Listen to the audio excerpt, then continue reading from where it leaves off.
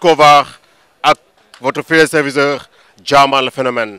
Vox Populi, c'est le nouvel opus de Matador de PMG.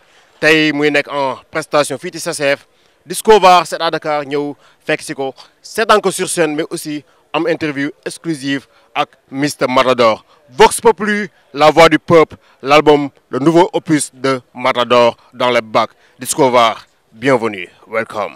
Big up. Tout le monde avec moi. Yeah. Vox Populi. J'entends les verts. Yeah.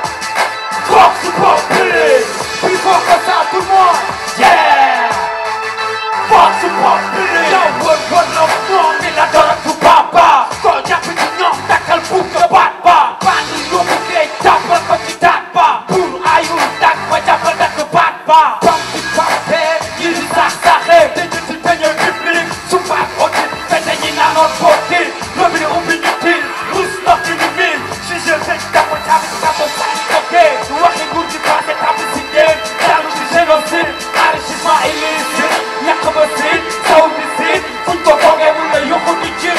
Alal bu taxee suuf raxas du ko setal. Ñi fi seen xaalis set dañ ko weexal. Sëriñ kepp lañ la dëpp dees jox ko weexal. Dessous de table pot de vin yi la neexal. Di jaar salon ko na talal kaspoti. D'abord c'est à Dakar ñoo leen nuyu.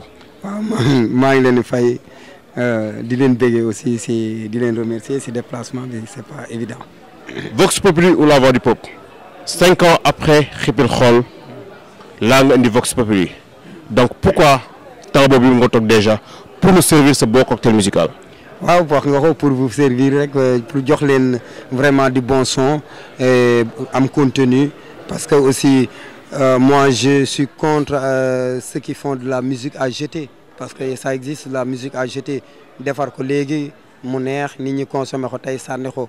Nous, ce qu'on fait, c'est de la musique à conserver et que nous rester dans les archives. Donc, pour avoir ça, il faut prendre le temps de bien travailler les albums. C'est ça. Amoul Benen secret quoi. 5 ans, je pense que c'est normal pour travailler correctement sur un album. Okay. Déjà, l'album Xippil Xool, on avait noté que une coloration un peu slam, un style musical, donc on a fait feedback un peu pour revenir déjà. Slam boobu nga indi déjà mu nekk benn genre musical par rapport ak nouvelle génération et tout cela lan moo la ban vision nga woon déjà par rapport à cet album là ba indiwoon cette couleur musicale nga xam ne c'était album boo ko xam ne c'était beaucoup plus slam que hip hop. waaw c'était parce que c'était pour faire découvrir aux hip-hopeurs aux Sénégalais ni am na leneen lu existé lu bees la peut-être jamono jooju ñu koy jëndee on faisait ça avant à l'extérieur du pays ñu gis ne war nañ ko indi Sénégal.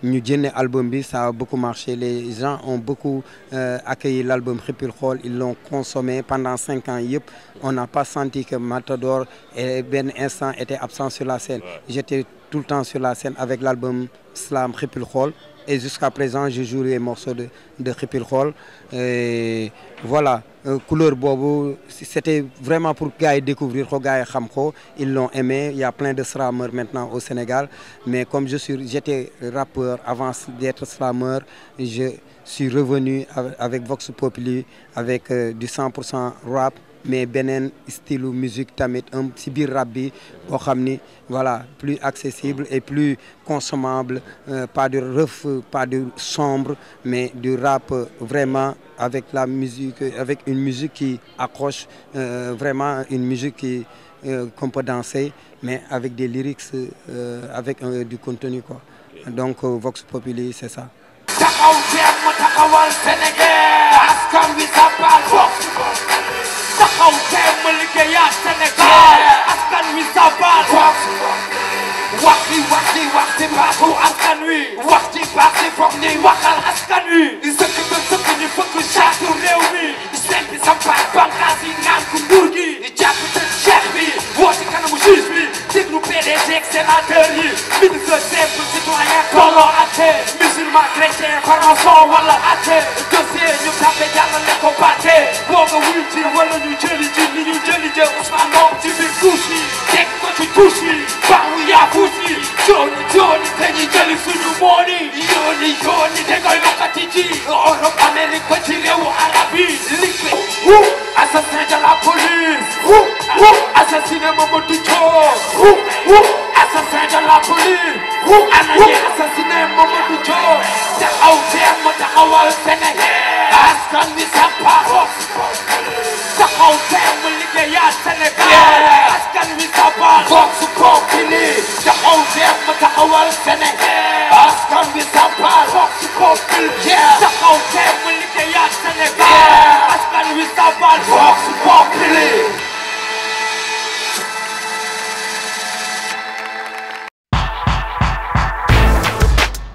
D'abord le titre Vox Populi ñu gis na déjà que dafa am benn période boo xam nañ si jógee ñu xoolee bu ñuy wax peut-être les ténors si période bi moo xam ne Awadi ma révolution Batéo Bilan des résistants nga ñëw indi Vox Populi qui signifie la voix du peuple.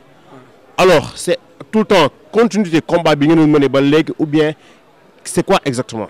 Ouais, Vox Populi pour moi c'est continuité là parce que ça fait 20 ans.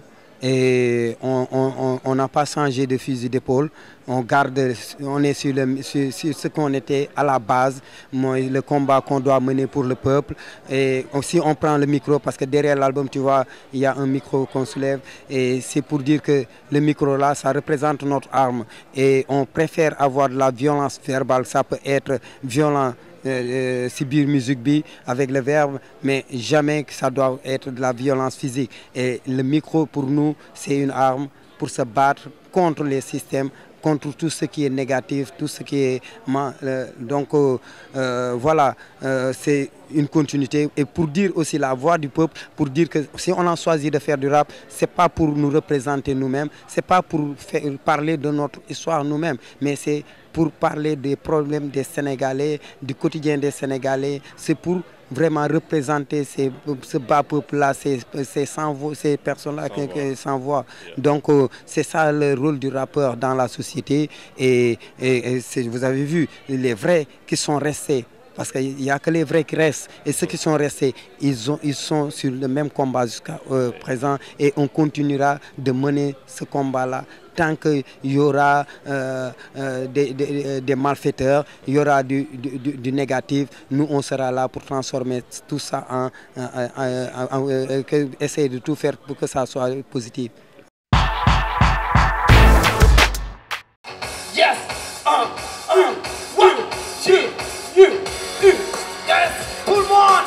Lala, you know we get lala, lala, you know we just lala, lala, you know we just lala, lala, you know we just lala, lala, you know we just lala, yakate coach pisau simiri, terkering letu beauty karena kacimiri, lala, lala, lala, lala, lala, lala, lala, lala, sile dini lala, bile bile falla, kine kiki kalla, ken khamuli lala, nyala kaya falla, kamal de bigi falla, fofo kutu falla, kutu sahol momla, kutu real falla, jalal kare kering pom wala penti, letu ko jindi sikiri wala chikau miri, bakna dan sekumai jarme tak senti, tejal sepermutir, buleran teknyus fofo tu sepointir, inne mane, enyek ne etu mane mane, mane mane, mane mane, yo inne, mine, mighty more, nani binulale, si mighty more, boy kill makil, ne uru abuti, dan pada wudu, pisang chibuti, sen pan adopsi, sen pop la jelsi, yohla, yohla, yohla, yohla, lala, nyulo koy def kanani lala, lala, nyulo koy jeex kana lala, lala, yakate koñ bi saw si mbir mi, jël këriñ nga du bépp di kaara gàcc mbir mi, lala, lala, lala, lala, lala, lala, lala, up, down, down, ba down, down, gani dàq yëngal daan cool suñu sang. L'album Vox Populi, on a vu qu'il y a pas mal de featuring aussi def, avec des rappeurs d'ici, aussi des rappeurs des artistes de la sous-région, comme notamment Fatoumata, une malienne et tout ça là. Et aussi on a vu que quelque part aussi il y a un mélange culturel entre l'Hexagone et l'Afrique. Donc couleur musicale bobo, qu'est-ce qui vous a poussé déjà à sortir l'album, à donner cet album une dimension internationale? Est-ce que double sortie là ou bien d'ailleurs uniquement sur le plan national? Non, déjà, c'est déjà sorti sur le plan national et à partir de la semaine prochaine du 28, on va sortir l'album à Bruxelles. On va faire la Hollande parce que le beatmaker, le producteur de la majeure partie des sons de l'album, et il vit à Amsterdam. On sera là-bas aussi, on va faire des shows pour sortir l'album là-bas. Ça sera distribué aussi en France. Donc l'album, voilà, moi dire international, ça doit être international ce qu'on fait actuellement. On représente le rap galsen, on représente notre rap depuis très longtemps en dehors du pays. On a la possibilité de travailler avec d'autres artistes, des Canadiens, des Allemands, des Belges, des Africains, des Maliens. Donc, on a saisi l'opportunité parce qu'on a eu la chance de croiser ces gens-là et la musique n'a pas de frontières. Donc, nous, que ce soit français, allemand, américain ou gambien, c'est la même chose, c'est pareil, on est des hip-hopeurs. C'est ça la culture hip-hop. Dans la culture hip-hop, il n'y a pas de différence entre les hip-hopeurs. Peut-être c'est la langue qui diffère. Tu peux parler anglais, moi l'autre français, moi wolof. Mais à part ça, c'est le hip-hop, c'est une culture. On est des frères quand on est dans la culture hip-hop et on représente pour la même chose. Chacun mène son combat par rapport à son pays et par rapport aux situations. Comme le de c'est le boomerang, quoi. Ouais. Yeah. Donc c'est un peu ça.